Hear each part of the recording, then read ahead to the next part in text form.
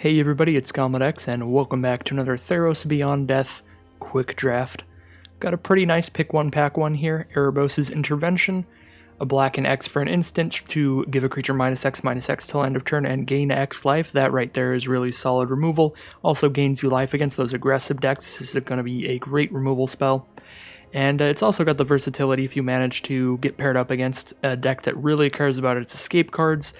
You could be exiling stuff from graveyards off of this. That won't come into play too often, but having that in addition is always just a plus side there. So I think Erebos' Intervention is a pretty easy pick here. Fateful End is quite good removal as well, but it's not going to be able to kill everything that Intervention can, and the life gain on this is nice as well. And I also have drafted red-green the last two times I've drafted, so we'll take the black card over the red card, bias a little bit that way, just so I can get into maybe a different strategy here. In terms of our commons, Warbriar Blessing is definitely the best one. A fight removal spell for only 2 mana, and it gives a permanent toughness buff to your creature. Definitely a lot better than the other removal, Final Flare, which you have to sacrifice something for, and Farka's Libation, where you don't get to choose what you're killing. So I think the pick order here would be Intervention, Fateful End, Warbriar Blessing, then maybe like a Slaughter Priest is just a nice Rakdos sacrifice uncommon. Pack 2 here, we have Nyx Lotus, which is a cool rare, but it is not really good in limited. You need a really high devotion to get this going, and once you get this going, it just gives you more mana. So by the time you have a high devotion to a certain color, you'll already have cast a bunch of stuff and not really need mana anymore. So not really a limited card, but a fun card altogether. I think it could just be dragged to the Underworld here, just another great instant speed black removal spell to go with our Erebos' Intervention here. That seems like the really easy pick, the solid pick. It keeps us to one color here, so we can move into whatever ends up being open later. I think that's definitely the first card that comes to mind here, but there's also Rise to Glory, which is really good in the right deck. The best white removal spell in the set, the best white common removal spell in the set is an aura that will go to the graveyard because you can sacrifice it to exile the enchanted creature, basically. So with that card, Rise to Glory is just fantastic, and it's not too hard to pick those up. I believe it's called Dreadful Apathy. So this would be great in white-black, but it's probably better to just take the great removal spell and stick to one color for now. And Omen of the Forge just doing 2 damage for 2 mana, does not kill nearly as many things as Drag to the Underworld, and this costs less with Devotion, to where this could also just cost 2 mana to destroy anything, whereas the red Omen is 2 mana for 2 damage. That's really not going to destroy much in the late game. Here I'm pretty happy to take Myra Triton. It just goes great in most black decks. Any escape cards it'll combo well with, the Self-Mill. Even if you're not trying to escape anything, it's a 2 mana 2/1 Death Touch, so it trades up into big threats from the like green-red decks, and you gain 2 life when you mill yourself with this, so it's good against the aggressive decks as well, gaining a couple life and then trading off with one of their early threats. Just a pretty great card all around. Myra Triton is very serviceable, and it is another black card to stay to that as our main color, and be open to whatever we want to jump into. I think the best off-color cards here are probably Chimera, is just a really solid flyer. You can often cast this for pretty cheap as well. Then here the Nyxborn is really powerful, but it's 2 colors, neither of which we currently have right now, so we'd have to be like 3 color to play that, because I think we're definitely not jumping off the black train unless it gets really soaked up by the bots here. This is definitely going to be a more interesting pick, because I'm not super in love with Aspect of Lamprey to the point where I'm okay taking an off-color card here, but the off-color cards here aren't insanely obviously powerful. We have 2 pretty solid options, I feel. We have Omen of the Forge for early removal, 2 mana instant speed, 2 damage, or Shoal Kraken for a late game card filtering engine. 5 mana for a 3/5 can block pretty much all of the early game threats, and then, over the course of the game, drawing and discarding several times from your constellation triggers to get you out of mana flood and all of that is a pretty powerful effect. So we can move into blue-black with Shoal Kraken, have a nice late game blocker, or red-black with Omen of the Forge. We already have 2 removal spells here, both of which are pretty great. I'm kind of more excited by Shoal Kraken for this deck, because we also have just great defensive options when we have 2 cheap removal spells, one of which gains us life, and we have a Death Toucher that gains us life. We have cards that would lend themselves really well to just holding down the fort for a bit, so I kind of like grabbing the big later game sort of card here and taking Shoal Kraken. We'll see how it pans out for us. Of course, the safe pick is just Aspect of Lamprey. Like, it's fine. We could definitely play it. And then just stick to mono black so we're still open to whatever shows up. Now, I'm more excited by these red cards than blue cards, which is a bit awkward. Starlit Mantle can be good, but I like this best in like blue-green. When you have really big, important threats to give hexproof to, this card is great.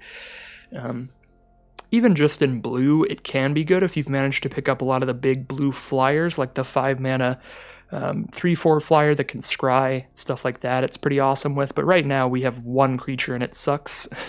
I mean, it doesn't suck. Like, it's good for its rate, but it's not something we really want to protect with like hexproof spells. And that's probably the best blue card because the other ones don't really do much. A 4-mana 2/5 that just blocks some stuff. It's pretty filler. And Eidolon Philosophy, a 1-mana 1/2. Granted, you do get to sacrifice this late game to draw some cards, which is solid. I'm just a lot more excited by the red cards. If you've seen my previous drafts, you know I really like Incendiary Oracle, being able to trade off with an early creature and exile it so it doesn't fuel your opponent's escape cards is pretty great. And also in the late game, this can just kill your opponent. I've definitely had several games like that where this just bashed in for 6 at the end of the game once the board was clear. So I like Incendiary Oracle a lot. Stampede Rider is really solid in red-green where you have a lot of creatures power 4 greater. Red-black less so. Definitely more inclined for Oracle there. Or Rage Hound. The problem with Rage Hound is there's a white common, the White Omen, that spits out 2 1/1s. That card's just really good against 1 toughness creatures. But this is definitely an option as well if we just want to get like super aggressive, but I'm going to take the Oracle. I just prefer that card generally. And now Careless Celebrant, another great 2-drop for a Rakdos Sacrifice deck, because obviously when you can sacrifice this at any time to do the damage, that's pretty nice. And even just attacking with this aggressively, you can kill any creature with 4 or less toughness, because you do 2 damage when this gets blocked and then 2 damage when it dies. So Celebrant's a pretty easy pick here for red-black. Although our only red card right now is Incendiary Oracle, so we have just as many blue cards as red cards for the Shoal Kraken, and there is a solid blue removal spell, one with the stars. 4 mana to enchant a creature or enchantment and have it just become an enchantment with no other card types. So the reason it says enchant creature or enchantment is so that this doesn't fall off of the creature once you enchant it. This doesn't actually do anything against enchantments, but like it'll turn your Nylea's Forerunner on your opponent's field into just an enchantment that gives their creatures trample. Like, it's no longer a 5/3 bashing you. So this is a really solid removal spell. So we could take that and move back into just like Dimir, like slow control-y kind of deck. These are like really close here. I think they're both pretty solid. I guess it's pick 6 here, so every pick that we've been seeing has been early enough that I don't think we can really read in too much to what the bots have been drafting more between red or blue, so this is kind of a personal preference thing. And I guess I have been drafting red more recently, just drafting 2 Gruul decks, so we'll take one with the stars here, see if we can still beat Dimir. We'll see. And I think that worked fine for now, because neither of these red cards are that exciting. If we were taking a red card, it would probably just be the Aureate of Mountain's Blaze, because this gives you that card filtering later to get you out of Mana Flood. Hero of the Games is not as impressive, just a really low toughness. Temple Thief, not so exciting. Scavenging Harpy's solid. Like, it's an efficient flyer, which matters because the games can go long and be in a board stall situation, and this just like exiles one of their escape cards, so you don't have to worry about it ever coming back. So it's between like Harpy and Naiad, and I suppose we're not completely married to blue here, so we should probably take Harpy over Naiad because they're pretty comparably powerful. This is a 3-mana 2/3 that just sits there and makes your instants cheaper, so it does help us with our instant speed removal a little bit. And I think I will take the Harpy here. It's the black card, so we're 100% sure we're playing it. And again, with Lampad here, just a pretty great black card. We're going to play this whatever deck we end up in. We'd be more excited to play this in Rakdos Sacrifice, although it's still serviceable in Dimir. A 2-mana 1/3, it's also an enchantment, so it triggers Constellation cards, and it gives us an alternate way to win the game if the board gets really stalled. If we still get our opponent down to like 6 or 7 or something, if we have like 6 creatures on board, we can just dump our whole board in the grave to dome them for 6, which is actually a way a lot of games end up ending when there's a Lampad out. That being said, I do love me a Flummox Cyclops if you've seen the last couple drafts for Rakdos here, but again, as black is the core color of this draft, we are going to prioritize the black cards because that is the one color we're basically 100% playing. And Riptide Turtle's a lot worse than Final Flare generally, so I think we're going to take Final Flare because we're not excited to play either of these black cards. These are both pretty filler cards we can get really late in the draft, so just take a Final Flare for if we end up in Rakdos. Well, Omen of the Forge and Naiad of the Coves. I think Omen is definitely better to get it this late in the draft, so maybe we are getting back into Rakdos here. Glimpse of Freedom is a solid draw spell for Dimir. Draw 1 card, and then in the very late game, if you have a bunch of stuff in your grave, you start drawing more cards off of it. I guess we would really prefer almost any other escape card, though, because you have to exile 5 things. So if you have any other escape in your deck competing for the cards in your graveyard, pretty much anything else is going to be more impactful than drawing 1 card at the cost of 5 exiled. But if this is like your only escape card, it's pretty great. Yeah, the only red card we'd be taking would be Stampede Rider, which isn't great in Rakdos, or Thrill of Possibility, which is also just kind of a medium draw spell. I think Glimpse of Freedom's a little more exciting than Thrill of Possibility, so we'll just keep hedging our bets between the two for now. See what we end up opening up here. I mean, there is a universe in which we get cut out of black and just end up blue-red somehow. It's not super likely, but I could see it happening. Don't really like Rapid Flames, definitely sideboard material, only doing 1 to 3 creatures, unless you're a really aggressive deck that wants to just stop things from blocking one time. So it's between like the Eidolon and the Turtle. Turtle's good in like blue-red flash if you have a lot of cards that care about casting things in your opponent's turn, which I guess we've got a lot of blue and red, so that could end up happening. Eidolon's just like triggers Constellation, and if it's still sitting on the board in the late game, you draw 3 off of it, which is pretty solid. Yeah, I don't know here. They're both pretty mediocre.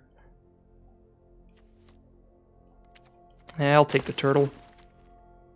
And now we can take an Eidolon or a Seaguard. Seaguard's just not that exciting because it has like no text on it, but a 2/5 body for 4 mana is a big old blocker, and that is for sure. I'll just take an Eidolon. And we'll take a Rapid Flames. Well, I'm once again sticking to black, I believe.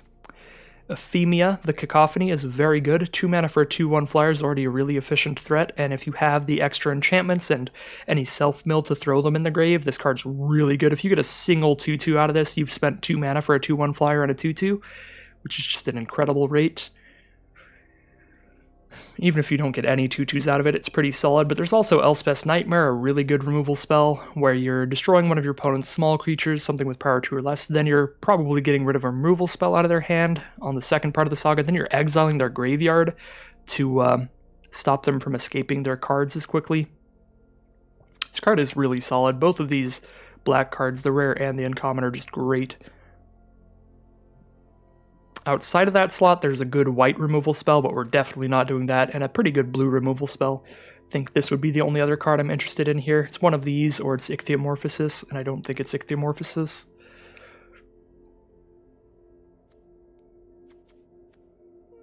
I'm going to take Ephemia here, but I don't like missing out on Elspeth's Nightmare. That is a little bit of a bummer. And well, there's nothing great for us here. I guess there's Omen of the Dead or Bright Breath. I looked up how to pronounce Catoblepas or Catoblepas. It was something that I just hated. Like, I always just called it Catoblepa, but that is not how you pronounce it at all. Like, you're supposed to actually pronounce Catoblepis or something. I don't know. I tried to look up several different ways, and there were like 3 different videos saying you pronounce it a different way. None of them were the way that I pronounced it, so I don't know. Blight Breath Kadabblpupus.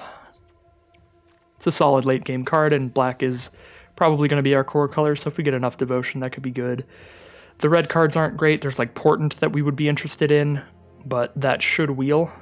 And Dreamshaper Shaman as well should wheel. This is more of a fun card than a really good card. It's a little overcosted, but it is a really fun effect. Sacrifice your smaller cards for 3 mana and turn them into maybe bigger things off the top of your deck. Just spin the wheel, see what you get. I think we're just going to take a Blight Breath here. Another Omen of the Forge, a Final Death, or Devourer of Memory. If we want to be red, we take Omen. If we want to be blue, we take Devourer of Memory. And if we're indecisive like I am, we just take Final Death. I mean, this is just a great removal spell. 5 mana instant exile creature. This is really comparable in power level to these two in the first place. Probably a little better anyway. So, not a particularly difficult choice. Soul Reaper of Mogis should be good here. Another enchantment that could go to our grave for Ephemia. Another sacrifice outlet if we end up Rakdos, and the blue and red cards here aren't very exciting. However, Sweet Oblivion is really good in like a mirror match of like 2 more controlling slower decks. This can really end the game, because games do come down to mill on occasion. So Sweet Oblivion can actually be pretty fine. We can self-mill ourselves with it too, but we're just going to take the black card. Alright, a Witness of Tomorrows and a Shoal Kraken. I kind of think I'm more interested in the Witness of Tomorrows for another enchantment creature, another enchantment period, and a big flying threat. I think we are moving into blue over red at this point, because in red, like, I really don't want to play Rapid Flames, so we've really only got Oracle, Omen of the Forge, and Final Flare for red. So I think we're pushing into blue, although we have some mediocre blue cards as well, like Eidolon of Philosophy's not great, Riptide Turtle's not great, but definitely if we're taking a blue card out of this pack, we've got more good blue than red. And the black cards aren't great, like Omen's fine, Temple Thief is fine. Hateful Eidolon can be good if you pick up a lot of Mire's Grasps. Right now we have no enchantment-based removal, unfortunately, so just nothing to combo with it. I think we just take Witness of Tomorrows. This is just guaranteed to be good, and now we can just hop out of red, and we know that we're Dimir. And that looks like the place to be, seeing as the only red card in here kind of sucks for our deck. It's Rapid Flames again. Alright, Dimir it is, and we're looking pretty solid for a controlling kind of late game Dimir deck here. We can take another Shoal Kraken. We can take the black card, the Venomous Aerophant, which is another self-mill card. The Underworld Charger, really good in an aggressive deck. I don't think this is what we're looking for here, though. I think we're more of a late game value pile, generally, unless we have the turn 2 Ephemia.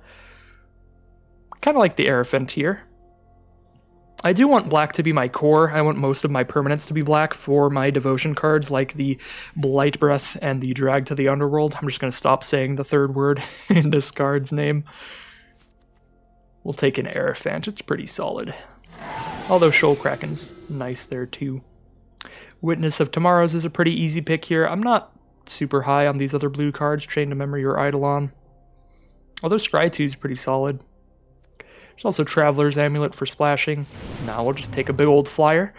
That'll be our plan to end the game, just drop some big flying creatures later on. Can take a Libation, not super pumped about it, but I'm not pumped about Elite Instructor either, just a 2/2 body. But it does let us draw a discard. These are both pretty mediocre. A not great removal spell, like a situational removal spell, or just a fine filler creature. And creatures we got 12. Kind of have a decent amount of creatures, but we have like Riptide Turtle and stuff we're trying to cut actively at this point. Not a lot of 3-drops. We have Scavenging Harpy, Soul Reaper.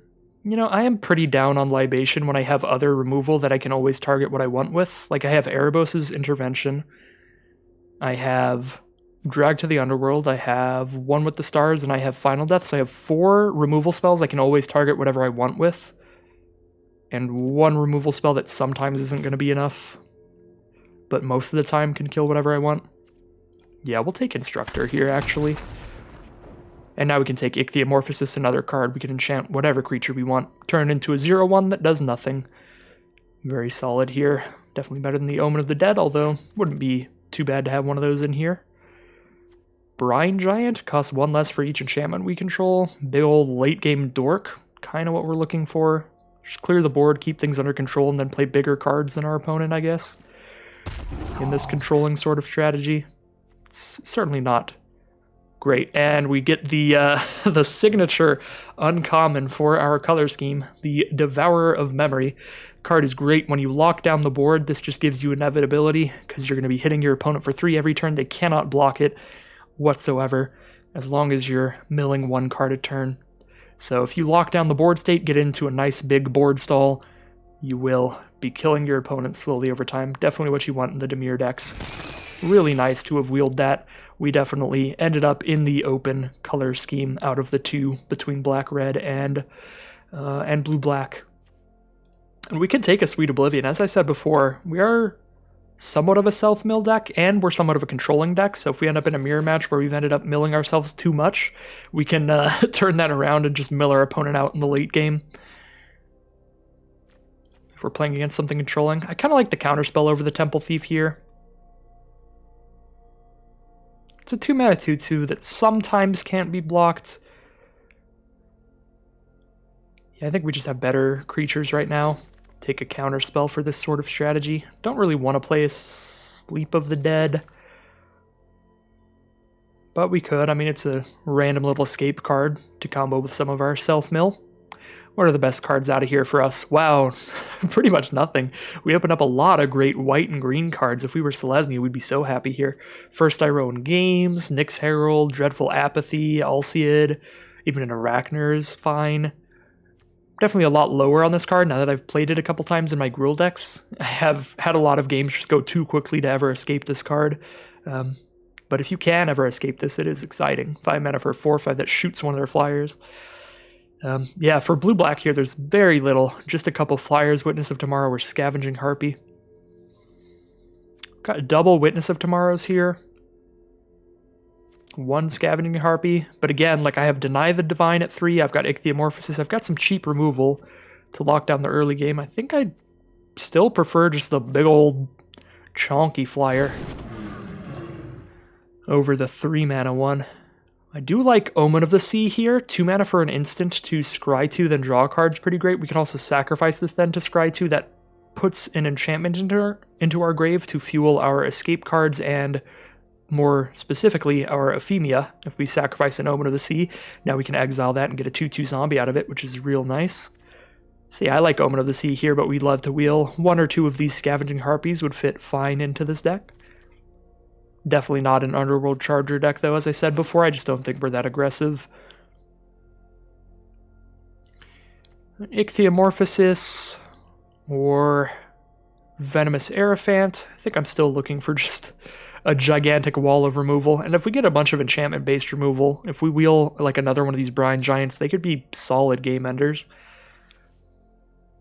Inevitable End. So it's like Inevitable End or Ichthyomorphosis. I think Ichthyomorphosis is actually better, because this, like, for the exact same mana cost, for 3 mana cost, 1 colored mana, so 1 blue and 2, or 1 black and 2, we're getting an aura that essentially kills whatever we put it on. But with Inevitable End, we put this on their creature, and if they have smaller threats, they can just sacrifice those instead.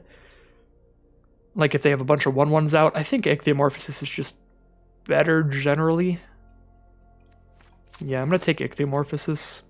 Ooh, Illyrios Enraptured is a real solid card here. Happy to see that. Definitely better than the 4 mana 4/3 that doesn't do anything, and the little hexproof spell for this sort of deck. This is 3 mana for a 2/3 that comes into play tapped, but it gives you an untapped 3/2. And basically, for 3 mana, you get a 3/2, and when the 3/2 dies, you get a 2/3. So you get 2 pretty solid creatures for 3 mana, all in 1 card, which is nice. So Illyrios it is. Here it's probably 1 with the stars. I don't think we're really a Lamped a Lamped deck. There's so much talk of death in this set that it's messing with my vocabulary. But yeah, I think we're more of a just taking more removal, More, just hoard all of the removal. Another Ichthyomorphosis, just keep killing everything. Actually, at this point, I think we have enough removal. We'd prefer a Funeral Rites, get some draw spells in here. Yeah, I'm actually going to take Funeral Rites over the third Ichthyomorphosis. We've got a lot of removal going for us now. So no, that's a little counterintuitive to me just saying I want more and more and more. But we also want to kind of diversify our deck and actually have some draw and stuff. Omen of the Dead here, maybe? I don't love any of these. I guess Sage of Mysteries like could mill our opponents out, but if you're against decks with a lot of escape cards, you can just speed them up with this kind of thing. We do have a decent amount of enchantments for this kind of constellation stuff.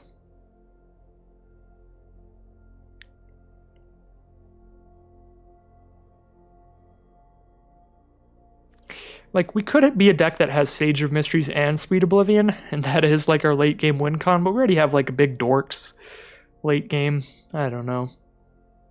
It's a really hard choice for me here, because Omen of the Dead is going to be good in this deck. We've got a couple self-mill cards, Venomous Aerophant, Funeral Rites, Devourer of Memory, so if we mill any decent threat early game, we can just pick it back up, and once our threats die, we pick them back up and scry more. This is just a really solid late game card. Cling to Dust doesn't really do anything. Don't want another Divine. I'm already kind of considering cutting the first one because we have so much removal. We're more just clearing out their threats after they play them than countering them beforehand. And Eidolon is so filler. Yeah, I think Omen or Sage. I'm going to go for the Omen here. I really just don't like the idea of trying to mill our opponents out just because of the fact that there are so many escape cards in the set that can do things from the grave. And none of these are great here. I'll just take the big dork. And nothing great here. Probably not playing Eidolon. I'm probably cutting the first one too, but it's the closest to getting ran. Am I more interested in Wave Rider here than Brine Giant? Possibly. It is just a 3/3, but we've got enough enchantments we can give it flying decently often. 1, 2, 3, 4... 5, 6, 7, 8, 9, 10. Just a big old 5/6 dork or a 3/3 flyer on occasion. I think I'll take the 3/3 flyer. I might even be cutting the first Brine Giant. We'll see. Naiad or another Instructor. Probably the Naiad, just a bigger booty for blocking quick, aggressive decks. Alright. Going for a Dimir strategy here. Time to turn off the Parallax styles. They are just not my cup of tea. Prefer my deck to all be uniform, looking like the regular card styles. And I also just don't like the 3D kind of effect where they're moving around all the time. Just makes me a little nauseous and weirded out. Alright. Got to cut 10 cards out of this pile. Probably cutting a decent amount of creatures in this. We have 19 creatures here, and we're not really aggro. I suppose we could be if we build around it. Probably cutting out Riptide Turtle either way.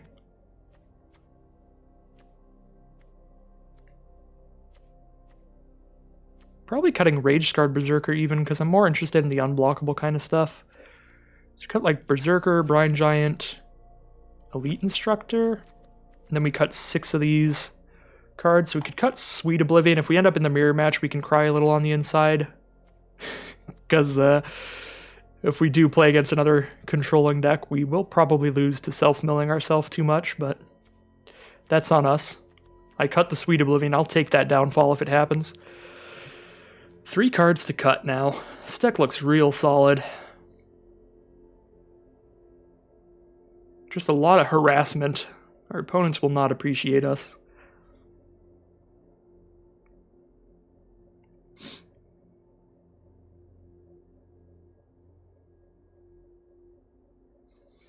I like the Omen because we have some self-mill and we also have Ephemia. Talking about the Omen of the Dead here. Omen of the Sea is just generally a pretty great card, so that's already pretty far from getting cut. But Omen of the Dead is looking pretty close to a cut here, but I'm trying to just make the argument for why it should stay. Yeah, Ephemia plus self-mill makes it definitely more exciting than it kind of looks at face level. 4, 5, 6, 7. We have 7 removal spells. I mean, this kind of deck, I feel like I want it. You know, I just want a giant pile of removal, and I do want some draw spells. I guess I only have 1 escape card, and it is Glimpse of Freedom, and that is where Glimpse of Freedom is best, if it's like your only escape card. So yeah, that panned out pretty well for Glimpse. Glimpse is looking good here. I have to cut 3 cards with 15 creatures.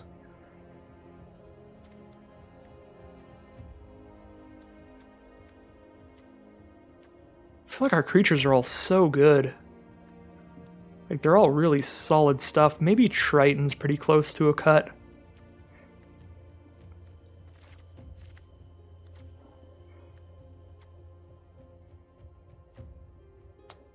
Maybe 1 Triton, 1 Witness of Tomorrow's.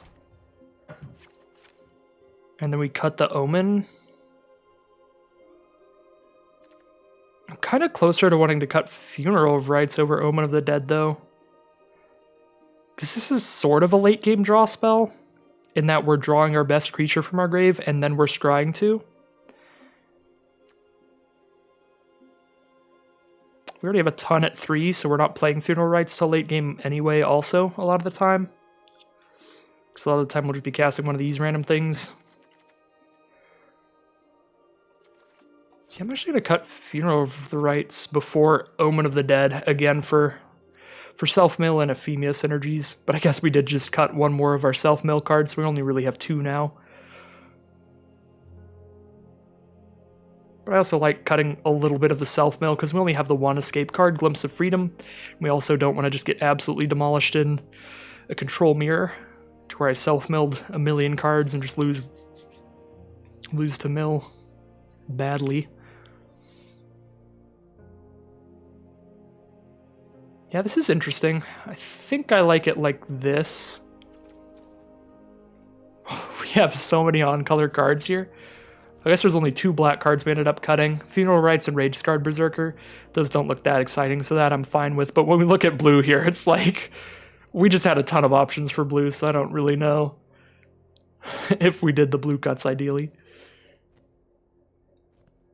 Do we really want Shoal Kraken? Because I do love me a Witness of Tomorrow's. Maybe even Blight Breath doesn't need to be in here, because we have so much other removal. But this is removal like slapped onto a creature. Like, that is always solid. I don't know, I'm going to throw out a Witness over a Shoal Kraken actually, because it's 1 less toughness and it gives us evasion.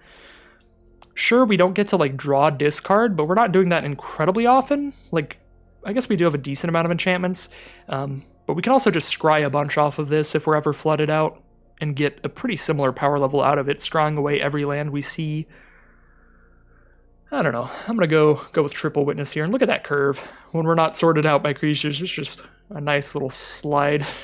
Just a little off-ramp there. All right. Well, here we are in our 3rd Theros Beyond Death quick draft with a nice Dimir kind of controlling strategy. Lots of evasive cards and tons of removal. And we're up against Flying Hippo. The Feldergriff main it is. We can keep this. We have a 3-mana 2/3, and we have great late game cards. Opponents on the play, so we have several draw steps to hit some lands. We already hit 1, so we can play Aerophant.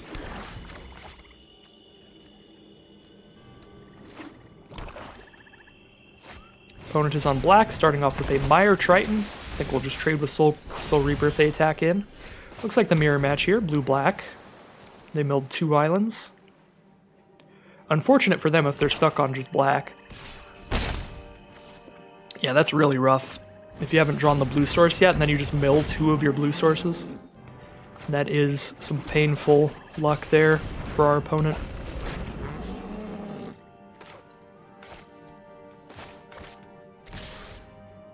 I'll take the trade here.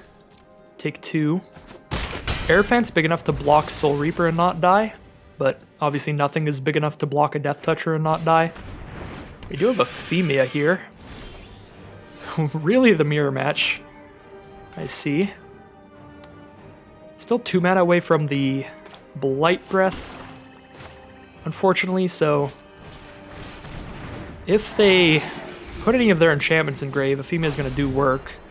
I guess they can still attack in with Soul Reaper, and then I'll just block it, and they turn it into a 2-2 off Ephemia, so they didn't really lose anything. Ooh, no attack with Ephemia. I'm a fan of that. They might have just clicked through too fast.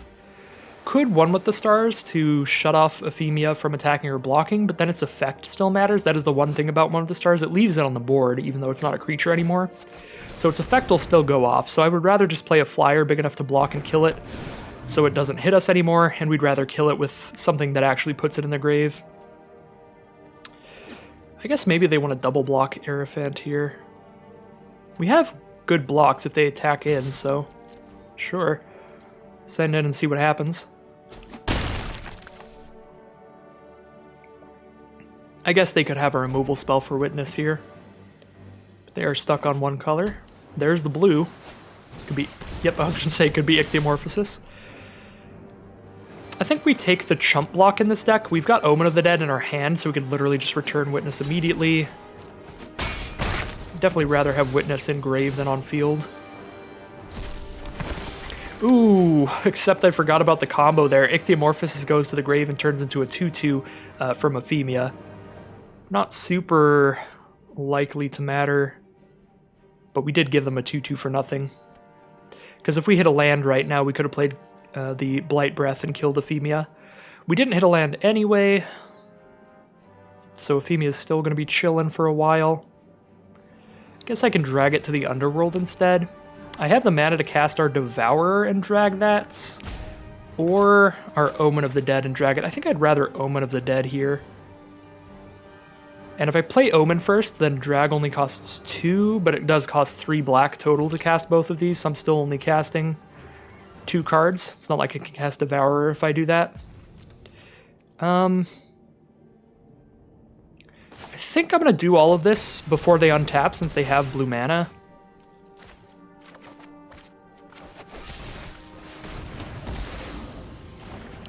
Can't really attack in with this extra 2-2 that I gave him, but I definitely should not have done the block.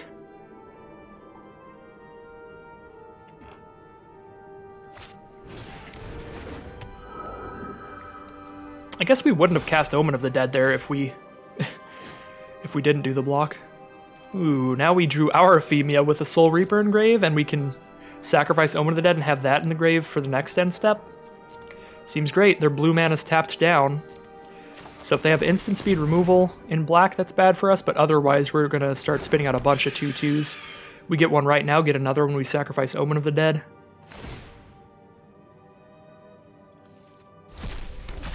Ephemia mirror match, let's go. Alright, they sacrificed their 2-2 to draw a card, probably trying to draw into something to kill Ephemia, if I had to guess. There it is, one with the stars. We still get its ability, though, so we still are going to be spitting out 2-2 zombies, which is great. Definitely not the ideal removal spell for our opponent, because we're going to exile Omen of the Dead and get another zombie here. 2 lands. I do want 1 land a bit, but I do have a 5-mana card to play anyway, so we can wait on this land. The 5-mana card's another flyer. Yeah, since we can wait on the land, I'm just going to shove them on bottom, because we have a good play for this turn, even if we don't hit land. 1, 2, 3, they've got 5, 6 mana. They're 1 mana away from sacrificing Eidolon. I think I will attack with Aerophant here. They could double block to kill it, but then I kill both of those, and I stop them from drawing 3, which is good. We will cast our Witness of Tomorrows and get a 2-2. I was going to say, there's no reason to hold this back to block, because we have just so many blockers here. Final death on the Witness, sure. Sad day. But we've got 3 witnesses. Woo!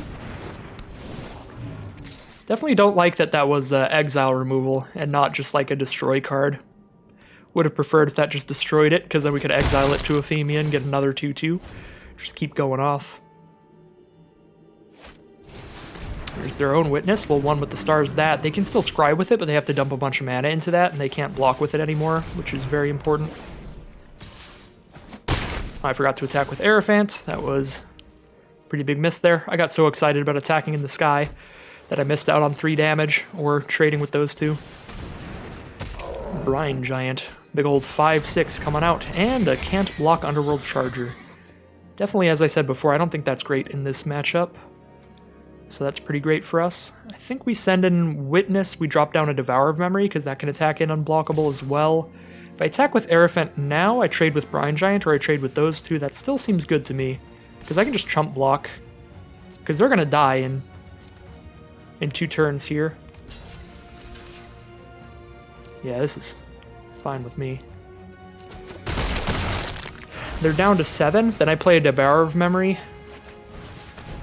which I can mill myself twice for this, because I can spend 3 to mill a card, it gets +1/+1, and then I can play Mire Triton, it gets +1/+1, so it's 4 unblockable power if I hold on to my Mire Triton. So here I just play Naiad instead of the Triton.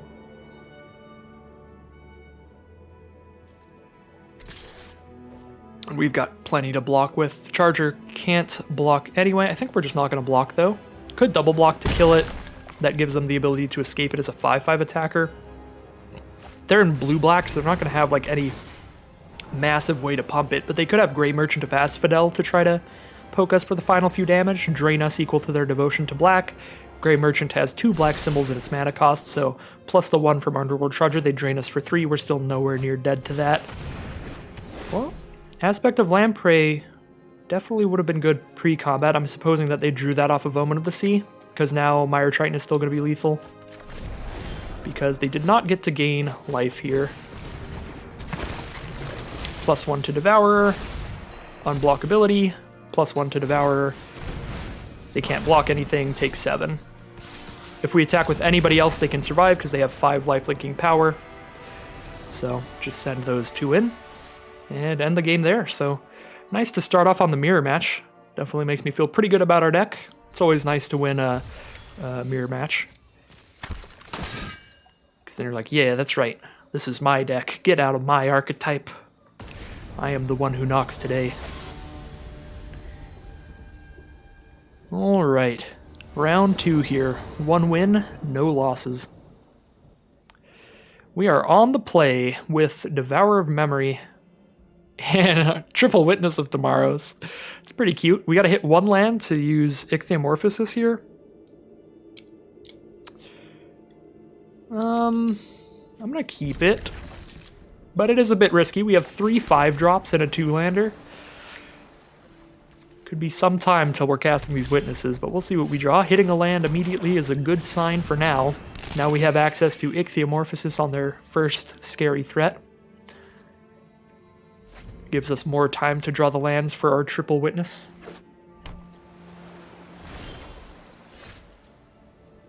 Another removal spell, but a 5-mana one is kind of awkward here. They're blue-red, which means they're probably the flash deck. There's no 2-mana flash creatures in the format, if I remember, but there is a 2-mana Omen that does 2 damage to my creature. We don't have any way to stop that, so we're just going to try to attack anyway. See if it survives for now, and it does. Could have milled myself to get in for 1 more damage. Yeah, there was no reason not to do that. I probably should have just milled myself there. My thought process was then I could still Ichthyomorphosis if they flash in a creature to block, but I was just saying I don't think there's any 2-mana flash creatures. Alright, Underworld Ragehound. We can Ichthyomorphosis that, I guess, just to get it out of the way. We do have 4 mana, so we're 1 mana away from Final Death, which will exile it, and then we know it can't escape. Although 0/1 doesn't do much. I guess if we turn into a 0/1, they block and then they can escape it. Yeah, let's self-mill and send in here. I'm definitely not trading with an escape card right now. Mill to land, that's a scary sign.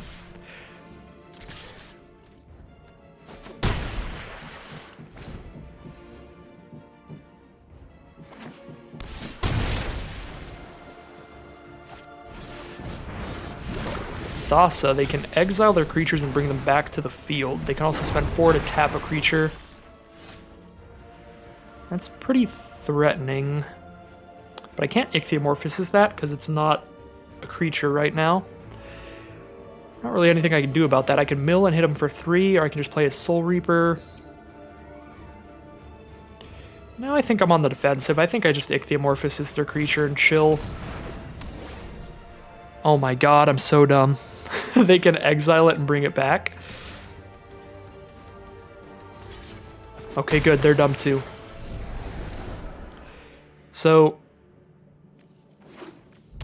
I should not have done that, because I cast Ichthyomorphosis. They could have just waited till their end step, exiled their creature, and brought it back, and then it would be back without an Ichthyomorphosis on it, which would have been horrible for me. But at least I converted that into throwing it in the graveyard at the very least, because they made the block there. So we kind of got out of there a little bit. But that would have been really bad if they just didn't block, and then they just get it back, and I just cast Ichthyomorphosis just to kind of chill, I guess. Did slow him down a turn. I like Glimpse of Freedom here to hit our 5th land. We do really need it. But a 2/3 blocker is good. And this only has 2 toughness anyway, so we are blocking and trading. Let's play this Glimpse, see if we can hit the 5th land. If we do hit it, we get to immediately cast Soul Reaper. Well, Omen of the Sea will definitely hit the land. I think we'll go for it right now, because then if I draw land next turn, I can play land this turn and next turn. I'm not holding up any instance here. I do like Ephemia. We have Ichthyomorphosis and Grave as well for Ephemia. Well, hit the land first, play it right now, draw Ephemia. And that is an option as well. We could play Soul Reaper and Ephemia next turn if we want to do that. But we also have access to our 4 different 5-mana cards, so it's really dependent on what they play here, what we want to do. Triumph of an Axe, interesting. I have not seen this cast too many times. They have a pump spell here, that's fine. We'll trade for it rather than take 1,000,000. I guess I'm only stopping 1 damage because the Triumph gives Trample. Actually a really good combination of cards there. The Trample was pretty huge. You know, with Hero of the Games and Triumph of an Axe, I think I'm just trying to go as wide as possible here. Although I could Final Death and just exile the hero. I can also just make a ton of blockers. A 2/1 Flying Ephemia, a 2/3 Soul Reaper, and a 2/2 zombie. Play Soul Reaper first in case they have removal or a counterspell that might draw it out. Alright, now we got a ton of blockers, but Hero gets Trample again. If they have another Infuriate, this will be really bad for me. Trample on this Hero of the Games is actually, it is really huge with the pump spells. As you could see from the last swing where I just took 7. They only have 2 cards in hand, so we are set up to win the long game if we can survive to that point. Reverent Revelers, just a 2/2 that can get haste, sure. They can attack both here? If they attack both here, that's almost definitely like another Infuriate or something. That being said, I don't think I can afford to put my Ephemia in harm's way if it is. Okay, they're just going to tap something down with the Thassa. Fair enough. I think we trade Soul Reaper, then we have another Enchantment Engrave to just turn Soul Reaper into a 2/2 blocker. Trade there, take 2. They have no mana up here, so we know that works out. We need to go wide around this tap ability. This is going to go to the 3rd counter next turn, so they're going to give +3/+0 and Trample. Not quite to the point where it's going to fight. I think once it is fighting, we want to hold up Final Death and just kill whatever they try to fight with. So 5 mana here. We can only cast 1 thing.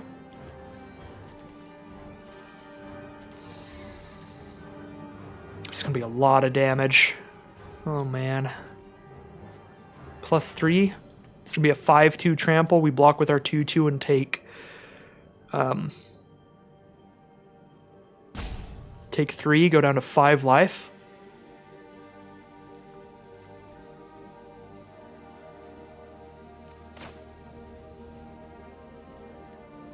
We just play our biggest blocker here. They tap down Witness of Tomorrows, but then we still have 2 2/2s to block with. And they could tap down one of the 2/2s if they're trying to get us to block with Witness.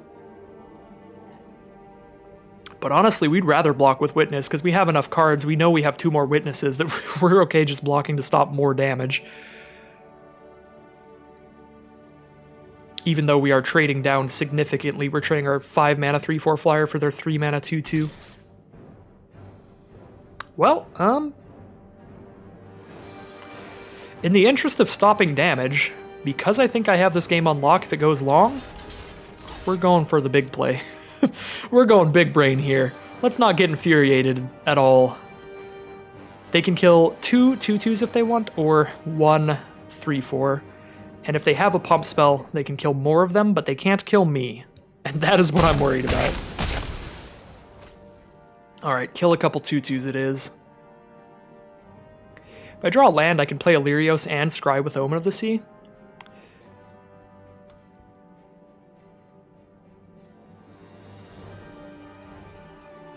And if I scry with Omen of the Sea, I get another 2/2 blocker. Nyxborn Brute, get a 7/3 out here that can fight something on their next turn. Lamphead is a good draw. I think we have to just hold up Final Death, kill that before Triumph goes off. We can just Final Death it right now, I guess.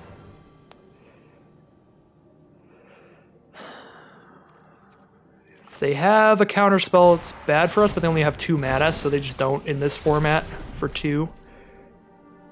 What are the odds of haste here? Even if they have haste, they don't get any extra power, so I think I attack both in.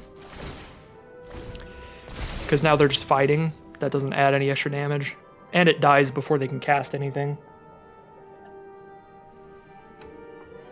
Probably get to cast an Underworld Ragehound here, but we're going to scry with Omen of the Sea to get more ground blockers for that. They're dead in 2 turns to our flyers. Discard Thrill of Possibility to draw 2. They're not escaping the Underworld Ragehound still. I'm wondering what they've got going on over there. We did draw the mana to play Illyrios and Omen of the Sea. I'm a big fan of that, giving us 2 blockers here and the ability to attack them with these and still leave up 2 blockers. That is very huge to me. Get rid of land, get an own, 1 with the stars. I was gonna say an own with the stars. Don't know what happened to my brain there. I guess they are just trying to slow down the flying death that's coming at them. So that's what they're holding the mana up for. But now we just have lethal from our other creatures. They can only tap 1 thing. 5, 6, 7, 8. They can tap 2 things, take 5. Lamphead of Death's Vigil will be lethal. If they double tap, we know they're tapped out. I think we got there. It was looking sketchy for a while there. They had a really scary combination of cards with that Triumph of Annex giving Trample, that Infuriate. That was a large swing.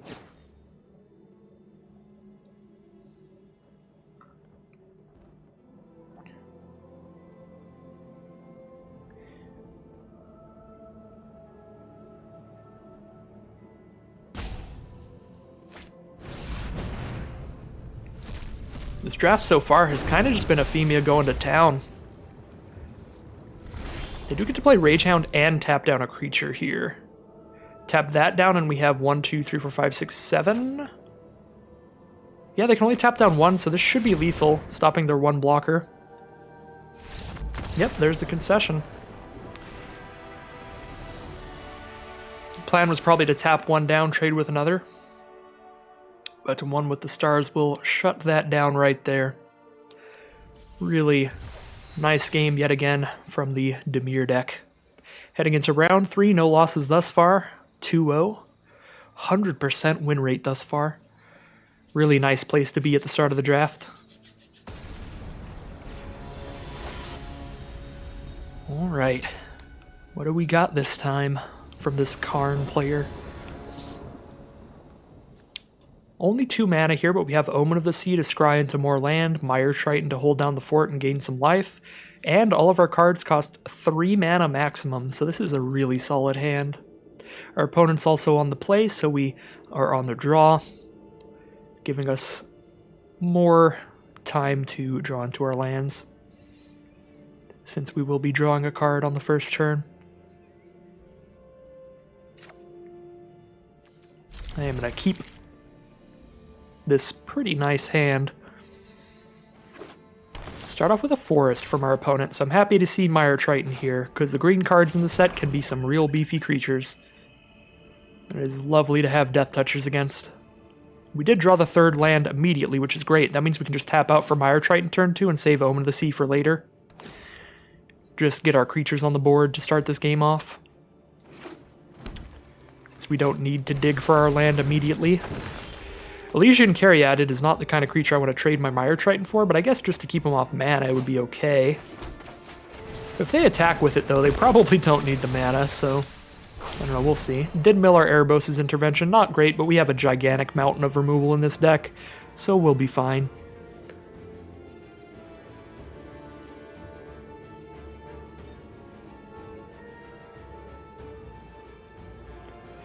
Opponent did start with just 2 forests here, so they could be needing the Caryatid for off-color mana. So yeah, with a 3rd forest played by them, it might be worth it to Ichthyomorphosis their Caryatid, actually. Okay, well if they attack with it, I'm just going to take the trade. We won't be able to kill any bigger creatures with this, obviously, if it dies right now, but we see just triple green from our opponent. The odds of them playing just mono green here seem real low, so I think we just take this trade. Interesting they chose to just buff the Herald. Oh wait, no, this didn't have any auras on it, I forgot. Herald only buffs enchantment creatures, or creatures that are enchanted, so they couldn't have buffed the other thing there. So do we want to shut down the Herald? I'm at 22 here, so I just take 3 off this first hit. That's not bad. Got Omen of the Sea coming up. The 2-3 doesn't really help us block anything. I think I'm actually just going to Omen of the Sea, digging for more removal.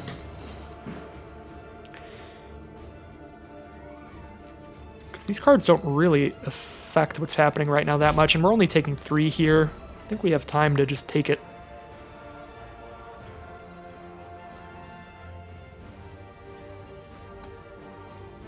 Especially if we did cut them off a second color. Like, I'm not going to put anything past them. They could absolutely be mono green. You never know.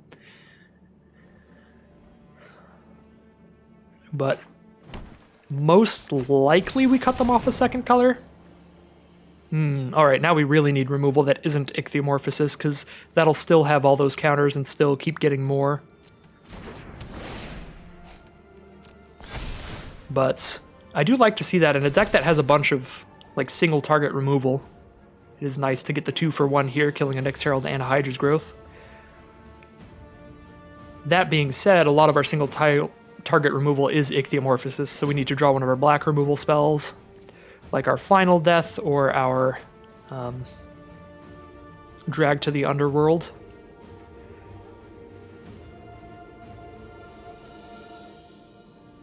One with the Stars would do it as well. So we have 2-1 with the Stars, we have Final Death, and we have I forgot the name again. Drag to the Underworld. So we have plenty of removal that can stop this, and we also have a Death Touch creature, the Venomous Aerophant, so we shouldn't be too scared right now, but we do have to be concerned. This is a threatening card if we can't make it to our removal, but digging 3 cards deep should help a lot. None of that is going to help. So throw those on the bottom, draw the next one. Devour Memory doesn't help either, land doesn't help. Now's the time to start getting a little scared. We can turn it into a 1-2.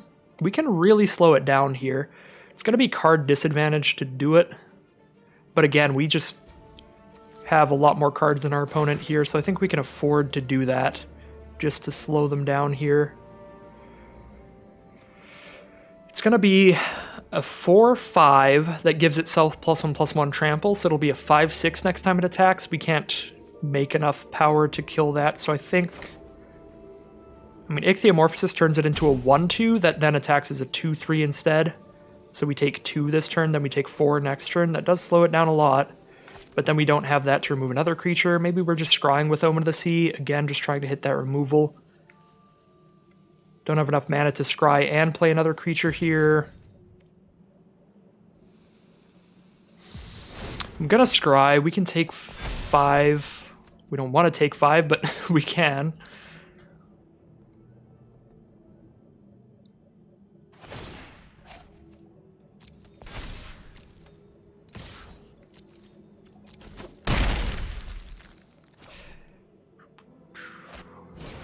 Nexus Warden's just a 1-power creature, so we don't need to like Morphosis that or anything. Doesn't really threaten us much. So we love to see that. Would have been Really scared to see like a 4-4 or something here.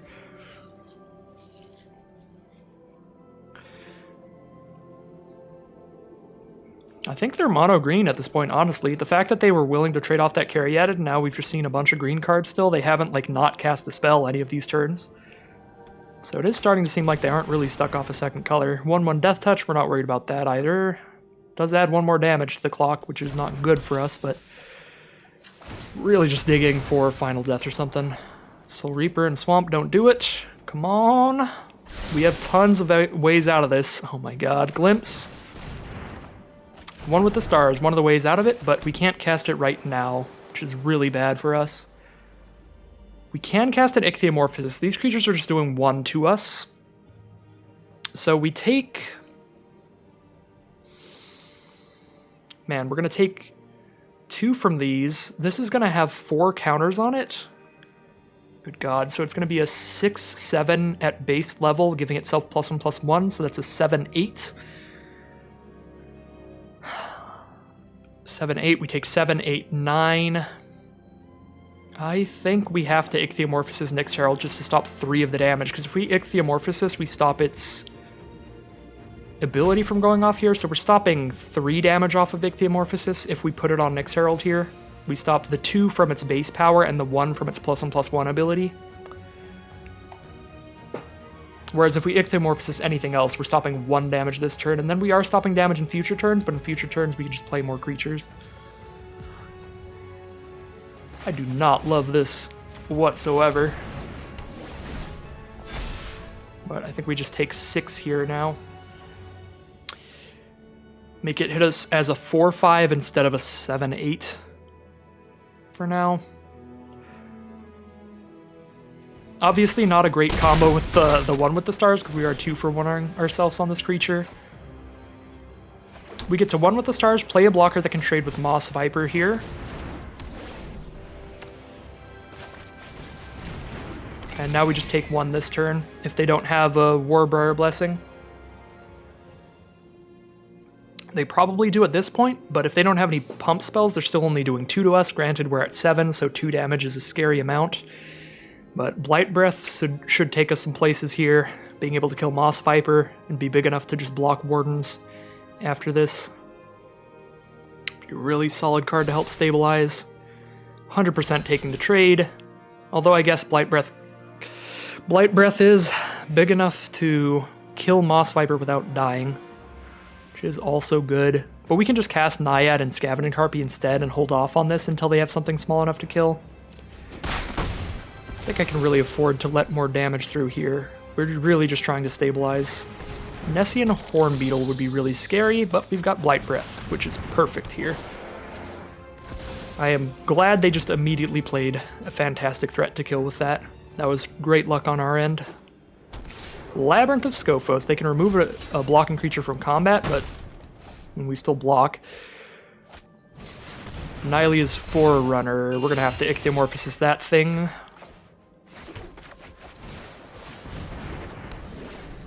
Now they just have a 1/4, we can block that. I think we Glimpse of Freedom over playing another blocker. It's probably safer to just play the blocker here.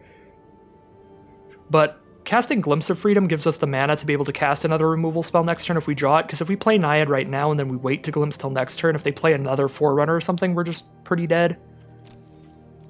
Yeah, I think I'll actually Glimpse right now. They're a green deck, that's all we know, so we don't even know if they have like haste creatures. They'd have to just drop a mountain on us and drop down some hasting threat for this to go super poorly. Warbriar Blessing won't even kill Blight Breath right now, does 1 damage to it. This Labyrinth isn't good on the offense because they can remove our blocking creatures from combat, but it doesn't matter. They're still blocking their creatures as long as they don't have Trample. That doesn't do any extra damage to us. 3 cards in hand for them. We've got Glimpse to hopefully draw us a bunch of cards throughout this game. Definitely going to exile our non-enchantments first in case we draw into Ephemia again. Oh, I guess Nyx Herald does still get to use its effect, so they are hitting us for 1 a turn, which is bad. I guess we just block the Blight Breath. They hit us for 1 once. Well, no, if they have nothing else to cast, they can use Labyrinth to save their Forerunner and do a damage to us. That is only if they have nothing else to cast, though, so we are soaking up all their mana to do that.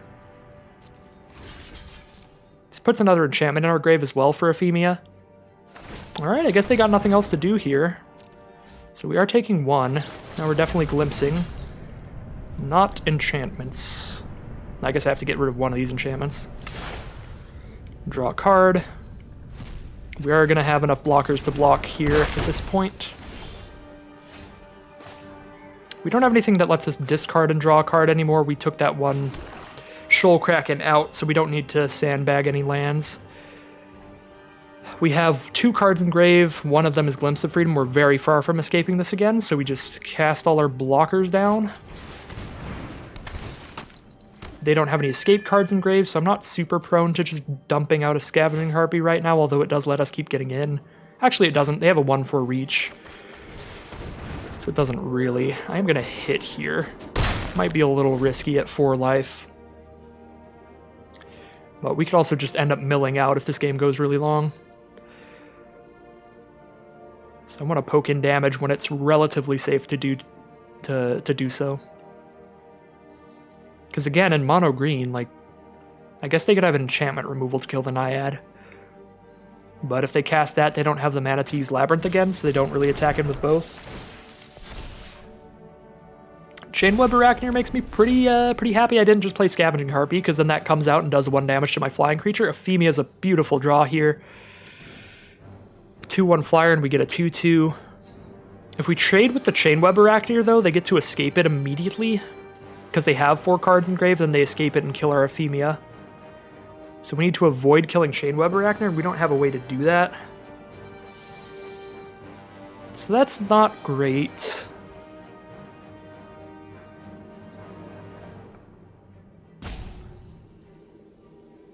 I kind of think we still sort of need to play Ephemia here. I guess we don't. We can hold off on it for a turn and just block with all this stuff. Also, same with Scavenging Harpy, just in case they don't immediately escape the Arachneer. They're pretty likely to, though.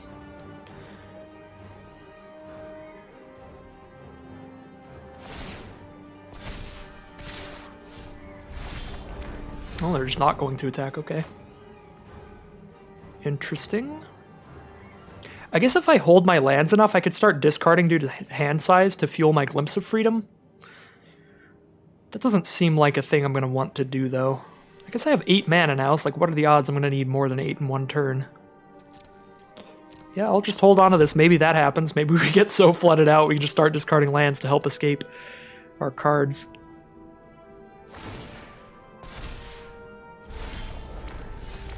Ooh, Witness of Tomorrow's here. 3-power flyer. We get to start scrying every turn as well. That is actually huge. We're going to play this land so we can scry. They do get to just keep blocking with Nexus Wardens or keep stopping it with Labyrinth of Scophos, but that gets us closer to a threat than anything we've had so far. We do have 2 more Witness of Tomorrows in this deck, so our plan could be to just cast a bunch of these. Of course, they did just literally hit the land to play Band Brawler the immediate next turn. That's pretty awkward. We do get to scry here, though.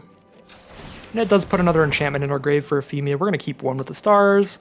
That is beautiful. We get to throw that on Chainweb Arachneer so that that will not come back, and we know we can play Ephemia safely. I do think I want to do that. Like, a 4/4 is big and scary, but if Chainweb Arachneer comes back from the grave, it's straight up just killing the heck out of our Ephemia. And, like, Ephemia, we're playing that, we're getting another 2/2. We could just double block Fairies Band Brawler with a 2/3 and a 2/2 and be in a super fine position. So I think we're actually shutting off Chainweb Arachneer here.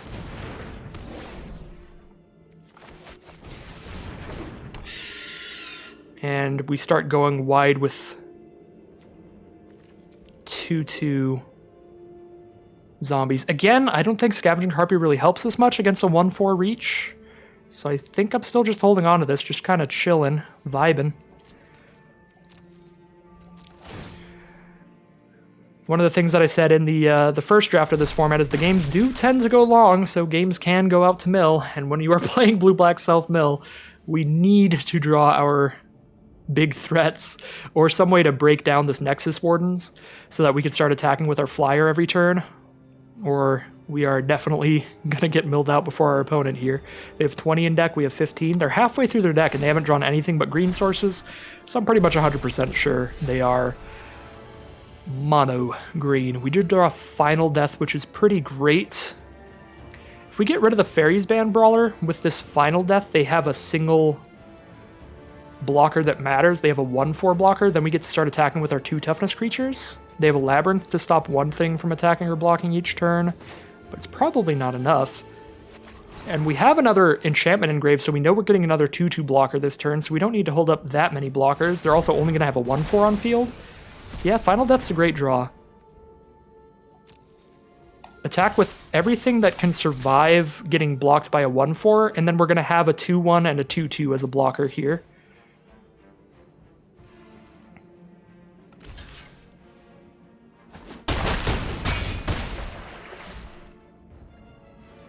Now we might play Scavenging Harpy just to be extra safe.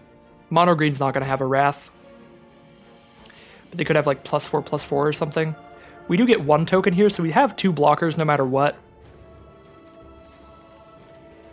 They get 2. They have to have like 2 removal spells and a big pump spell to win. They have to destroy this with a Naturalize effect, kill our 2/2 with a fight spell, and buff up Nexus Wardens, but they have 5 cards in hand. Like, they could just be sandbagging cards like that to try to get a victory out of nowhere, so I'm going to play it super safe and just drop Scavenging Harpy. They're down to 12 now. We've gone wide enough that if they don't have more creatures here, we're sort of getting there. No more enchantments engraved, so I do need to just leave up exactly as many blockers as I want to leave up here. We're definitely attacking with the 3/2s. I think I like just leaving these 3, because these would just die to Nexus Wardens. And I still like leaving like 3 blockers up, because we're kind of got inevitability here. I have no idea what's in their hand. That is the one problem here. They have 6 cards in hand, they're just not casting anything. Maybe they do actually have a second color. I said a couple turns ago I'm like 100% sure they're mono green, but I mean at this point, what are you not casting? Like, who knows what's going on here? We're hitting for like 4 a turn. We've got more flyers in this deck.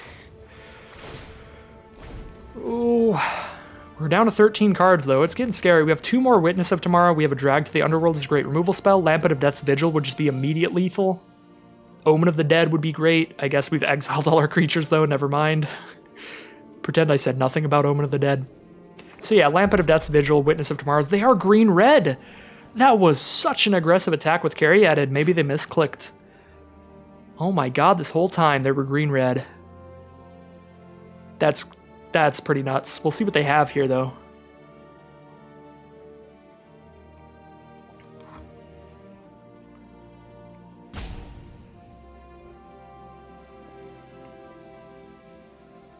I mean, now they have Labyrinth to stop 1 attacker. These block 2 things. Oread blocks another thing. They have 4 blockers total, and they're at 10. They block the biggest things. 1, 2, 3, 4. They take 6. How many lands do I have left? I've got 9, 10, 11. I still have like 6 lands left in the deck. Dang. A 1/3 blocker here. They could double block a 2 toughness creature. That is not good for us. They have access to red mana now, so they can have something that like does 2 to us. Oh, it's getting sketch. It's getting real sketchy again. They can double block one of these 3/2s to kill it.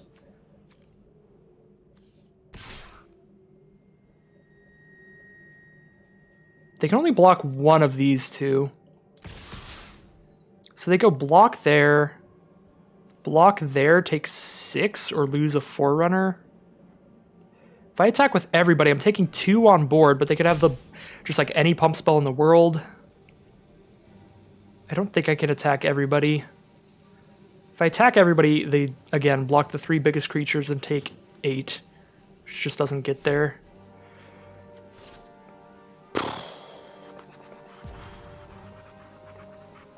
Maybe I attack everybody but Ephemia and just really hope for the best. We've got to draw gas now because they have 5 cards that they didn't have access to this whole game that now they can play. I do think we have to like go quick here in terms of how much damage we're doing to them over the course of these turns. Maybe we're just holding back the 2/1s. And we'll have to just chump if they have a way to present lethal on us.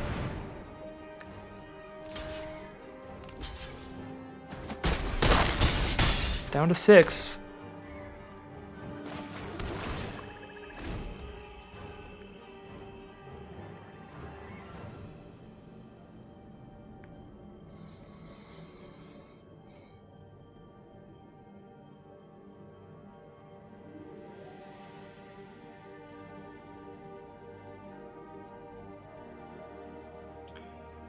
Now that they're in red, they could have like Infuriate, 1 mana +3/+2.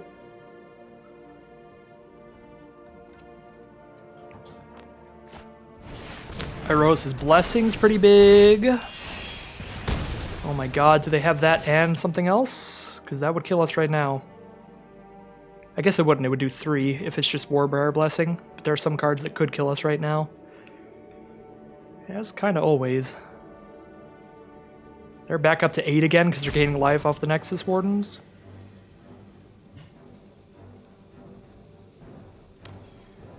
Not a lovely time here. Could we just draw a Lampad? That would be beautiful. Give Oriad +1/+1 and I have to chump block here, but then I just crack back for lethal. If they had a green pump spell, they could have just got us with it like this whole time, so I don't think I'm trying to chump block against a green pump spell. Oh my god, come on deck. Please, not the lands. I guess we do have a lot of lands left, so it'll happen. We just can't attack at all now. We have to draw into something. Because they're at 8. We attack all, now we're losing 3/2s and 2/2s every time we do. Oh dear. We still have removal spells, we still have bigger flyers, we still have Lampad that immediately kills them.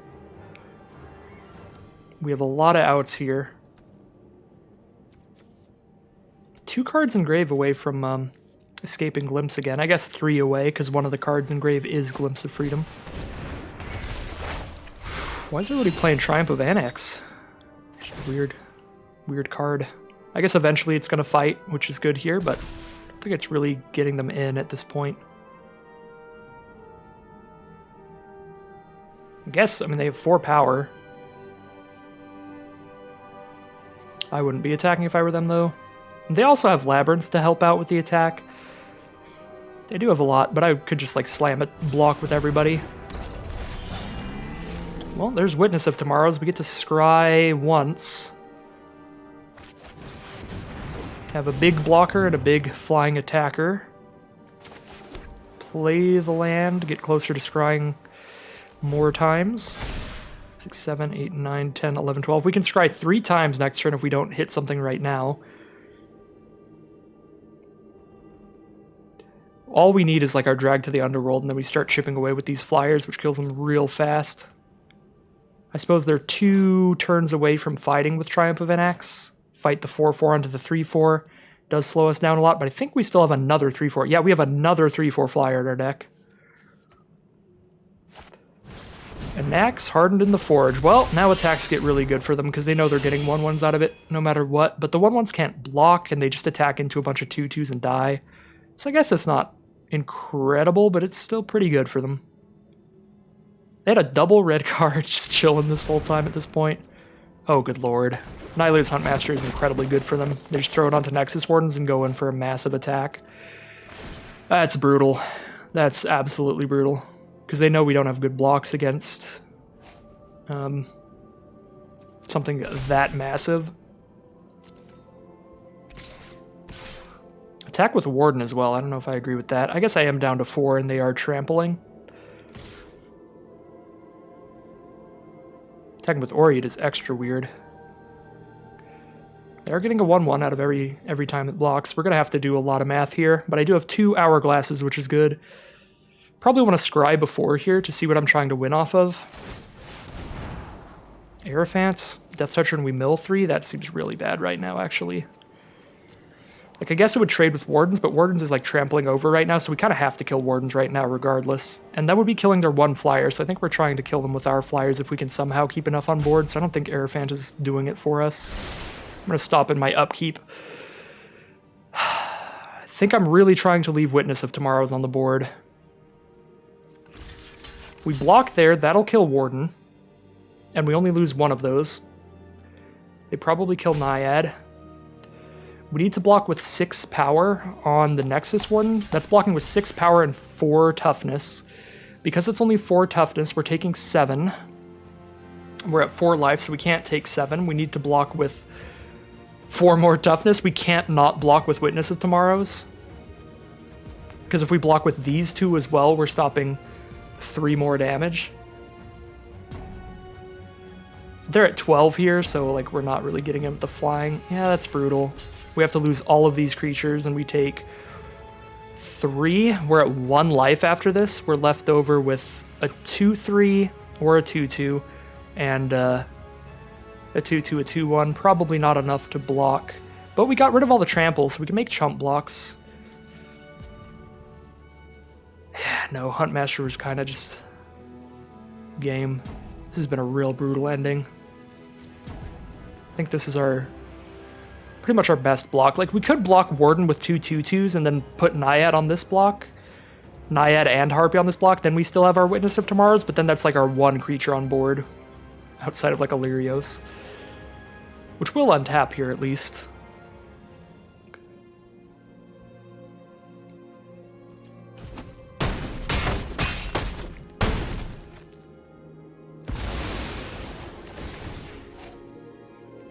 We can Glimpse of Freedom now, which is good. 1, 2, 3, 4, 5, 6, 7 attackers. We have 4 blockers. We have got to gain life somehow. We need, like, Lamphead. I have to exile everything in grave. Just go for it here. Swamp is not it, Chief. We don't have the cards for another Glimpse of Freedom. With the dead after we exiled our whole grave. Oh, boy.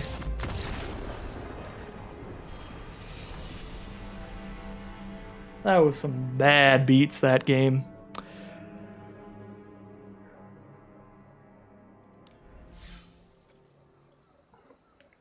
Another one of those like half-hour long games.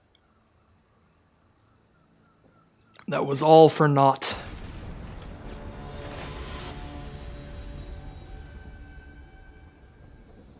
So we are heading into round 4, 2 wins and 1 loss here.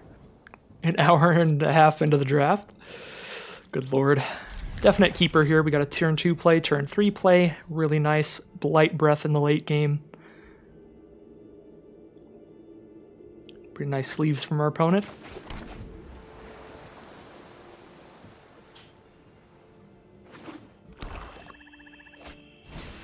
Hateful Eidolon will start things off. Man, everybody I play against ends up having like Hateful Eidolon and like 3 Mire's Grasps, but in my drafts I literally saw 0 Mire Grasps all draft. I guess we'll find out. Maybe they won't have any Mire's Grasps. But it just feels like every time I see that card I get Mire's Grasp to turn 2. Is this happening here? Are we just trading? Pretty suspicion, I think. Let's find out. Starlit Mantle. Well, that was not great. But we just play a 2-3 to block it. We have an Omen of the Dead, bring back the Devourer of Memory. Could not remember like any pump spells in blue-black for the life of me. If you have another Starlit Mantle, go for it. Alright, they're just gaining life off the attacks at this point. I don't have another black, so I can't Soul Reaper and Omen of the Dead here, but I also can't Omen of the Dead and bring back Devourer or Omen of the Dead and Scry, so I think I want to hold that for later. We can block Eidolon with 2/3s and kill it without losing a creature, so they don't really have attacks anymore if they don't have more in hand to go with it. Omen of the Seas, Scry 2, draw a card. Surprised they didn't play that during their turn. Because they were on the play, right? So we know they missed a land drop if they were. which means they could have done that and drew their land right there. Played it for turn, potentially. Shimmerwing Chimera. We need to kill that right now, but we can't. We need 1 more mana to kill it. So this card gives you insane value with the omens. You get to keep bouncing your own omens and recasting them. So you get to scry 2, draw a card just every turn now with that 2-card combo, which is fantastic. I guess at least we get to play a 3/4 so it can't attack us. But we really need to hit the land to cast our Blight Breath against them to kill that. Our opponent is going to overwhelm us with value. I guess we're just getting Aspect. They just have all the combos with Shimmerwing Chimera. They can even bounce Aspect every turn, so we have to cast everything we have immediately, or they just keep recasting Aspect. Just like chittering ratsing us, keeping us from ever drawing. And I can't even really afford to attack with Witness, because if I attack with Witness, they just choose not to return Aspect and just attack us instead. Gain 3. So we hit them for 3, but then they hit us for 3 and gain the life back, so we're just taking 3 a turn and they're not losing any life. So we can't attack here. I think I like glimpsing at their end step.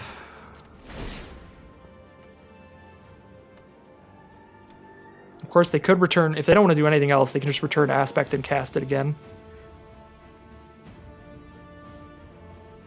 But like if I glimpse right now and I draw another Witness of Tomorrows or something, it just gets discarded by Aspect if that's the choice they make. So I don't like glimpsing right now. I'd rather discard a glimpse than hit a 5-mana card and be sad. Alright, going to my turn. Well, we get to scry 1 before we do this, thanks to having Naiad out, making the glimpse cost 1 mana. They have 5 mana up here. We could have counter spells. Final Death. Okay. One Glimpse of Freedom now. Hit a land.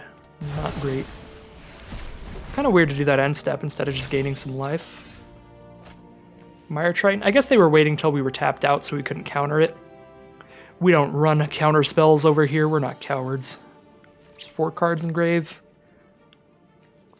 Mire Triton makes it enough to cast Glimpse again. Which is pretty good.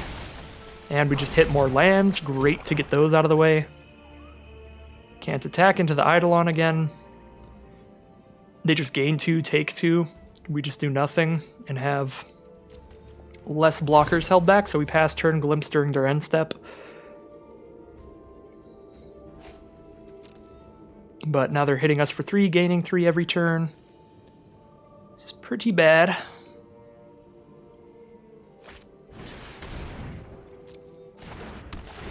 They're also scry 2, draw a card whenever they want with the Chimera combo.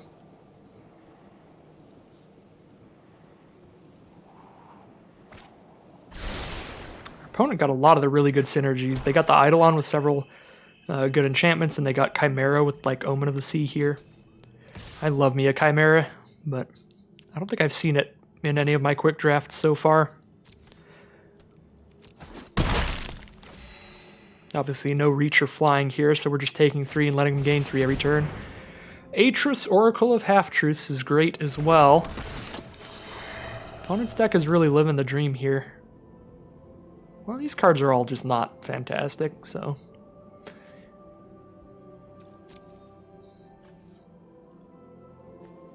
Yeah, they've got like no creatures in grave, so none of this does much. I guess Starlit Mantle's probably like the best card. I'm gonna give him 2 cards of Starlit Mantle. I'll give him a land and Omen. It's fine. Guess they'd get back Shimmerwing Chimera if we don't draw exile-based removal, but most of our removal is kind of exile-based. We have the Ichthyomorphosis that leave it on the board, and the Final Death that exiles it. The one with whatever leaves it on the board. One with the stars. But one with the stars doesn't help us, though, because its ability keeps going off. I guess we get rid of lifelink on it, but they can still keep bouncing Omen of the Sea and recasting it, which is horrible. Oh boy.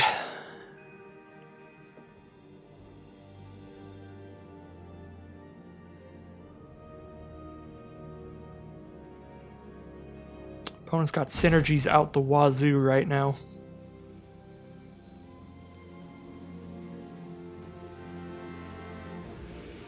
I genuinely don't know what we do here because everything we do is so bad. You know, like, shutting off Chimera's ability to attack us is fine, but they're still just outvaluing us like crazy. But an Aerophant isn't even great here. It's not blocking anything that matters. We're already blocking all the ground troops. Guess we're doing what we can. We're definitely not able to crack in here. We could attack with Mire Triton, but then we just trade with Atris and they Omen of the Dead it.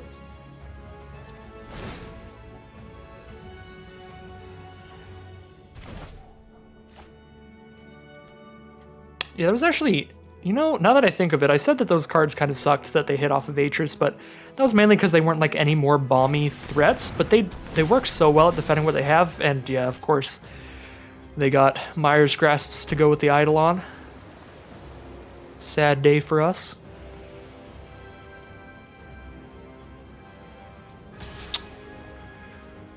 This is a game that I'm pretty confident saying we are just going to lose. Can't block here because they could just Omen of the Dead, bring it back, and then they can bounce the Omen of the Dead back to their hand with Shimmerwing Chimera. If we gave them the Starlit Mantle instead, they could just counter every removal spell we ever play because we cast a removal spell, they give it Hexproof, then they put the Hexproof card back in their hand with Chimera. Yeah, this is just not a game we're ever winning in a million years.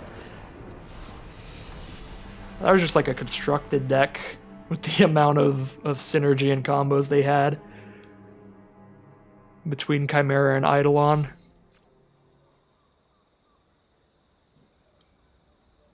And then the Atris as well, the really powerful bomb. Drawing them several cards to back it up.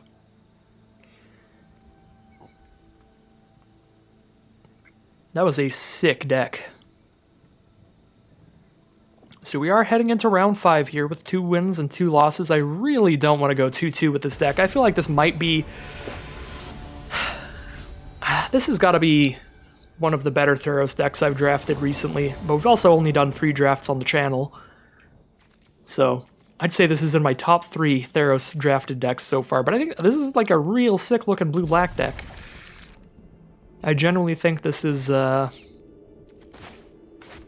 least the second best. Maybe it's not the best. The best one was probably my last Gruul deck because we just had so many red-green bombs. It was ridiculous. We had the Boar and the Mantle of the Wolf and the Akroan War. Like, this deck definitely has less bombs, but it is really generally consistent. So we're playing against a quick deck here. You always got to expect that with a Pious Wayfarer turn 1. They're going to be jamming enchantments and auras and stuff and just coming at us. We're going to just Omen the Sea during their end step.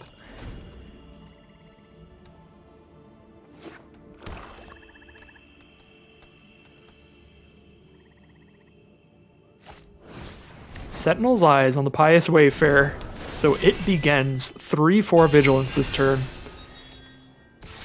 Coming in hot. We're probably going to try to drag to the Underworld. Ichthyomorphosis is not great on a creature that has an enchantment on it. I guess it just turns it into a 1/2 Vigilance. It's pretty not bad. Does stop most of the damage. Maybe we will Ichthyomorphosis next turn. We don't want these lands. Get that out of here. I said we don't want the lands. Alright. Ichthyomorphosis is the only thing we could play here, but we could just scry off of the Omen. We know we have Drag to the Underworld, one with the stars coming up. Both of those great ways to just shut off the Wayfarer. I guess Drag to the Underworld's better because this actually has a viable ability that'll keep going off even if we one with the stars it. Yeah, probably trying to drag that. We'll just scry. Get rid of more lands off the top. We do need a black for Drag to the Underworld here, though, if that is the plan to kill it. Alright, well, at least our opponent doesn't get to follow it up with anything. They're stuck on 2 here. We did hit the black. We do need that, so I think we're keeping both these. Play the Swamp Pass. Get ready to drag it. Turn 5, play our Witness of Tomorrows. See if they have a way to defend this. I don't remember the format well enough to know if there is one.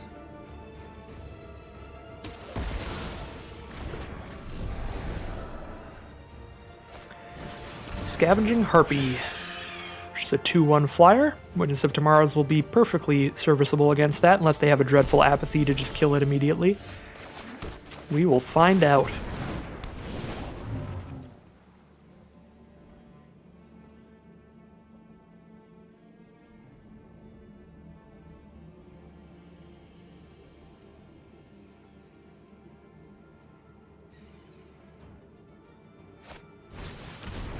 Mire's Grasp. Make it a 0-1, but we still get to use its ability. Kind of like just having that ability chilling on the board. I'll take 2 to keep that around. Well, pfft. Now I want to just jump block. I only need to hold 1 mana up for that. Kind of cool with 1 with the stars on Harpy, because Ichthyomorphosis is better against creatures with good abilities, because it shuts all those off as well. So since that doesn't have any good abilities, I could 1 with the stars and hold up Omen of the Dead. But then obviously we couldn't block because they wouldn't have anything attacking in. We could cast Naiad and Ichthyomorphosis. That would be the biggest reason to use Ichthyomorphosis right now, is we can also just play your creature. Double spell.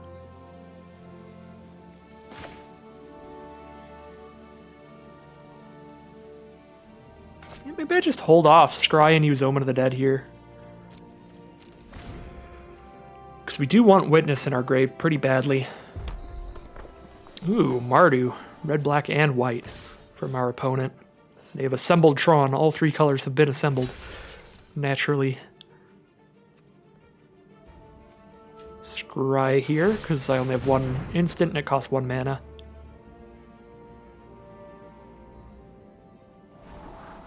Another, okay. Well, another Witness, so guess we didn't need to Omen of the Dead this one. Minions return. When it dies, return it to the battlefield under your control. Let me see if there's an instance where I can respond to this. Is it in my grave right now? It is in my grave right now. What happens if I respond to this? Do I counter that? I think I do.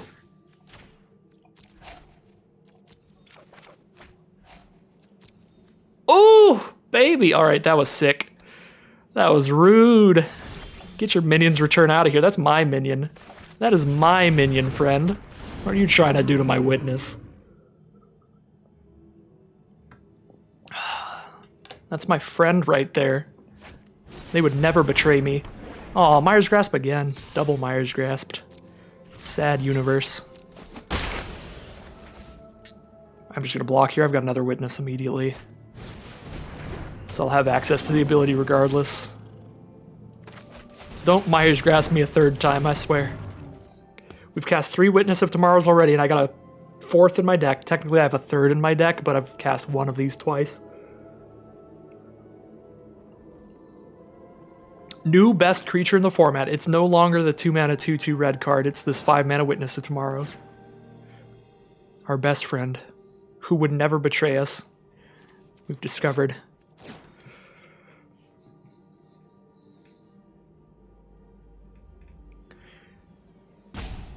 That was a spicy Omen of the Dead. That ended up so much better than I was planning on it being. I just wanted to bring our Witness back. But, countering one of their spells is pretty nice, too. Make the Leonin a 4/2 Vigilance here, so we can't really block with Witness there. I think we will be casting 1 with the stars on that bad boy. Down to 9 is pretty painful. Definitely not trying to scry in my upkeep. I want all my mana available, because yeah, now I can do 4-drop, 2-drop, which is great. 1 with the stars and Euphemia. Exile our other Witness from grave. Our 1 card that brings things back from the grave is already a goner. Actually might want to 1 with the stars, one of their flyers instead. I didn't think of that. Because now we're just getting 2/2s, which can block the 4/2 fine.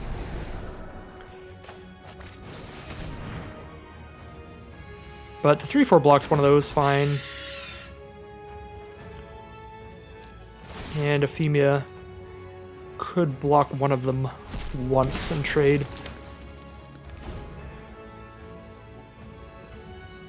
Yeah, that 1 with the stars is probably not ideal.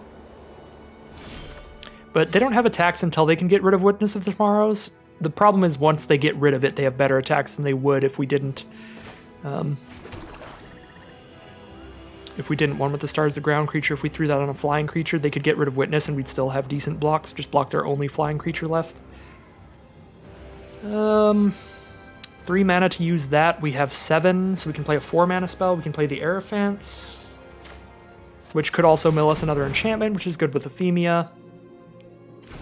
Start attacking with these 2/2s on the ground, because trading with a flyer is good. We did not mill another enchantments, but we can sacrifice Omen of the Dead and do that in the end step, which is fine, because we don't have any other instants anyway. Nothing to hold up here. So we'll just sacrifice this during our turn then. One with the Stars and a Blight Breath. I like both of these. I like Blight Breath a little better right now, I think. Get a threat on our board and kill one of their things.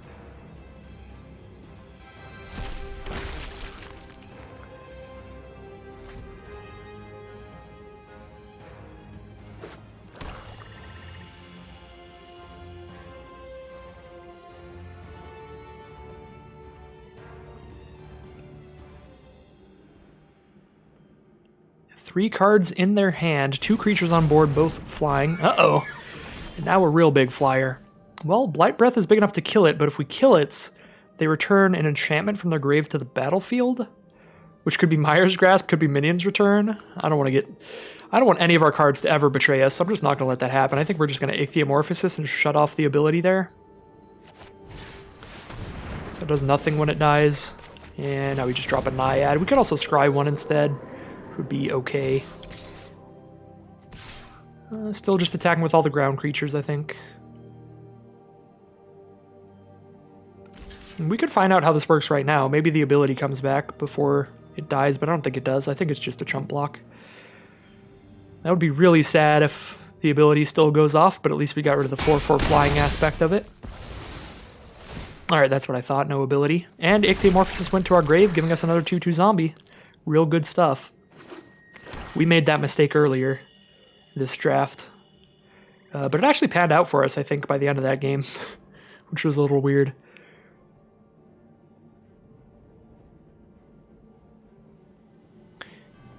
But yeah, blocking with one of your Ichthyomorphosis creatures against an Ephemia allows the Ephemia to make another 2/2 zombie, so it's just important to keep that in mind if you can see the interaction. Obviously, I could not until it happened. Omen of the Dead. Bring back the Archon. Alright, well, One with the Stars time. We are mono removal the deck. Our opponent is not going to have fun here. Kind of just how things go. Be honest here. Just keep the flyers back again. Oh, wow, go to 2. They are so over it now. I guess they didn't have good blocks. They just trade with a single 2/2. That's their best block.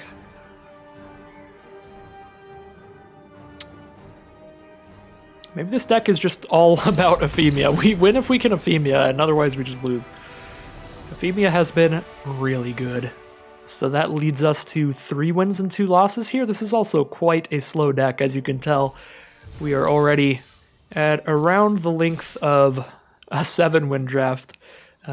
But we're only halfway there if we keep winning the rest of the games.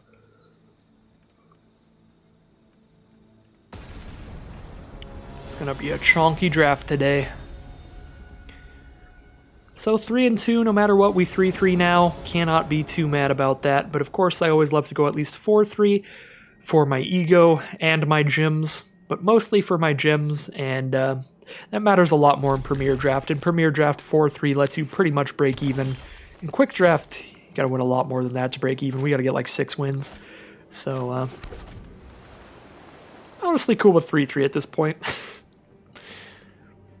It's just so hard to break even in Quick Draft regardless. Well, I like playing a 1-3 against that. That way if they don't draw an enchantment to play, they just can't attack in. Although if they do play a land and attack in, we're not going to block, because that could mean they have one of the Omens at instant speed. Ooh, Successive Training. Alright, we're going to One with the Stars that later. We're definitely not blocking right now, though. That is permanently a 1-3. We could trade if they offer the attack again, but they probably play an enchantment. They only have 2 lands out. They didn't play one that turn either. I'm pretty sure they're on the play. Yeah, maybe I just attack with Lampad, play a 2/3.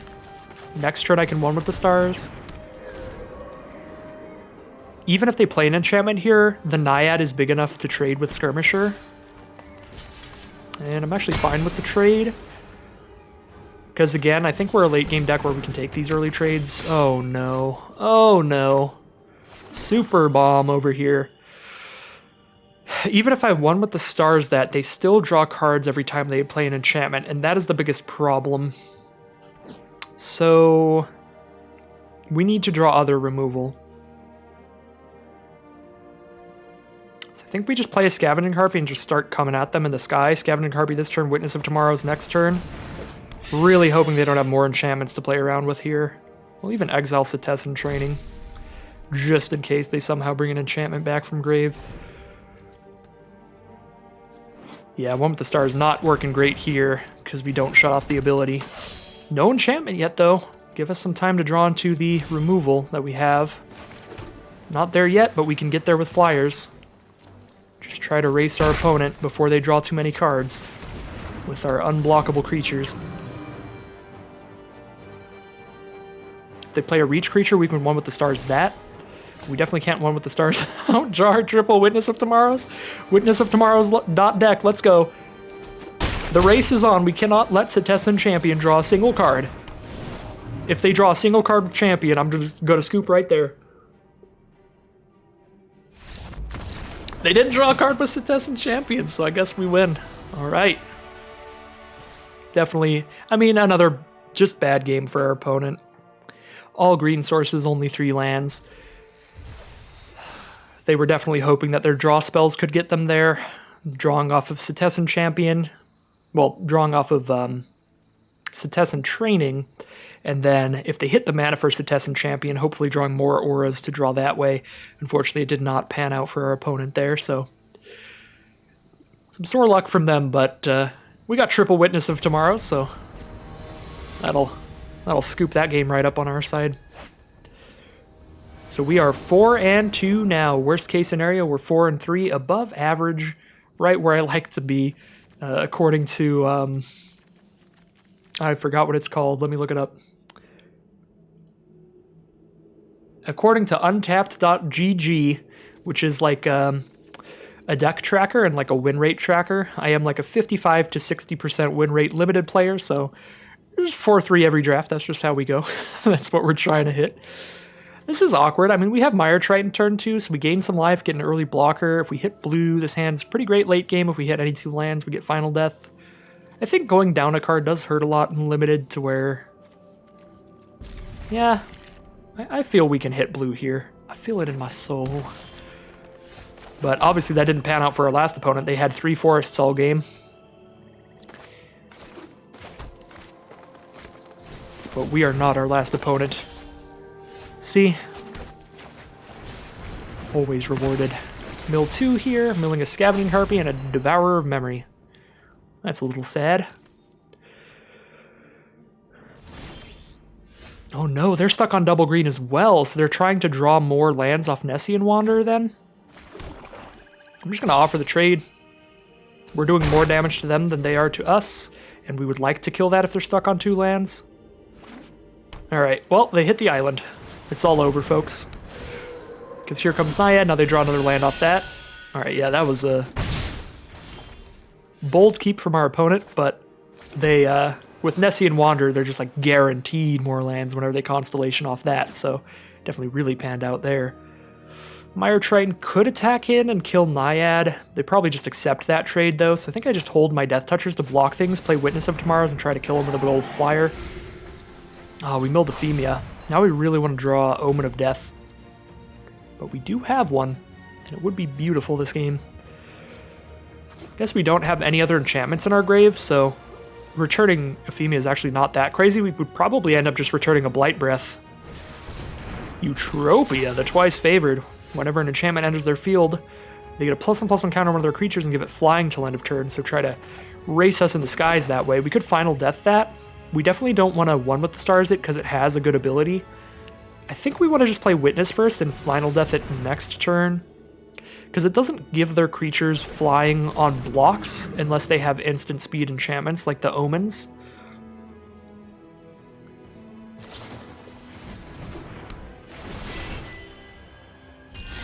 Famous last words. But obviously they're playing the Omen right now, so we know they're not doing it to block something because we're not attacking here. So at least there's that. Scry both to the top. Well, that's got me all kinds of scared. That means they have solid cards coming up they want to see.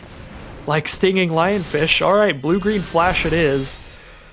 Probably just a stack of Omens in hand to just tap down all our field and keep making things bigger. Opponent is really going off here. We need removal that permanently kills the things. The one with the stars has really underperformed here. I think I would draft this much lower than I did this draft, because there have just been a lot of really important abilities on our opponent's creatures a lot of the time. I mean, it has been great against like the red-green deck and stuff like that, but generally super underperformed. I guess I can attack with Witness of Tomorrows. They probably just flash in something when I move to combat here. Let's see. Probably gonna Final Death Eutropia. They get one counter on something from Eutropia, so they can't make something big enough to kill Witness. I think we're attacking. If we kill Eutropia, none of their stuff has flying anymore. So we can just block with Death Touchers. Should get us back into this. Things were looking really scary there, but if we can get Eutropia off the board, we're doing well. Charlotte Mantle it is. Counter a removal spell. Get a +1/+1 counter on the stuff. Draw another land. Tap down a creature. Opponent kind of has the nuts. I think that's just it, really.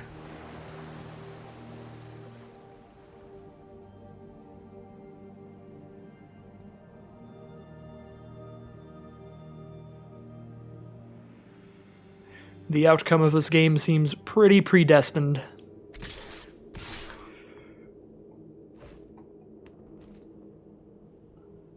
I don't want to trade with either of those, but I guess they're out of enchantments to give flying, which is good for us. That means they just hit us for 3 a turn. They don't want to send in with those because we have Death Touchers. I'm at 17. I can just take this for now because we know that these Death Touchers are holding off their other creatures. Otherwise, they would just slam the attack, obviously, if they were okay with the trade. They had a Naiad. Really confused by them playing that main phase too. They're at 15 life. They're under like no real pressure here. 7 mana. I can one with the stars and play Soul Reaper. One with the stars can at least kill the 5/6 here. If they have another Starlit Mantle, I think I'll just scoop them.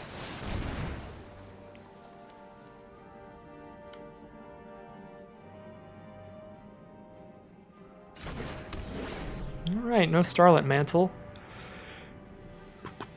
Or they could still have it and they're just going to use it to kill Witness.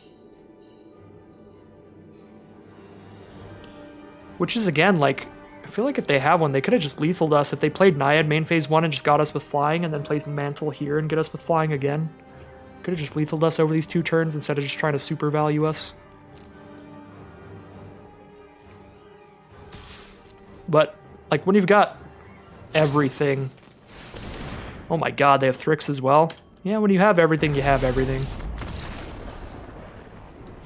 That was like the sickest blue-green flash deck I think I've seen in this format. That was brutal stuff. Definitely no way we were winning that game. Any way we played that. The opponent had a real nice draft all around. Very impressive deck. So that will end our run with our Dimir deck. I am a little disappointed. I mean, it did go 4-3, and that is what I try to hit generally. So I always say I can't be too disappointed by that, but I did really like that Dimir deck. I like the pile of cards. I think looking back on it during the drafting process is the only thing I would really have done much differently at all, and it probably would have been just not taking the ones, those enchantments that turn creatures into just enchantments as highly. But that could have been just because of what we got paired against. Like, Obviously, it is pretty bad against creatures with good abilities, but any other creatures it's solid against. So it was great in the red-green matchups, solid in like the white-black matchup. Even against that green-blue deck, I guess we did get to kill like the Naiad once it got really big. Like, it's good at just getting rid of creatures with big stats, but obviously terrible at getting rid of good abilities on creatures, so I generally don't know, but I would say it underperformed. It didn't do as well as I thought it would, so I probably would take it slightly less highly, maybe not like a crazy amount lower, though.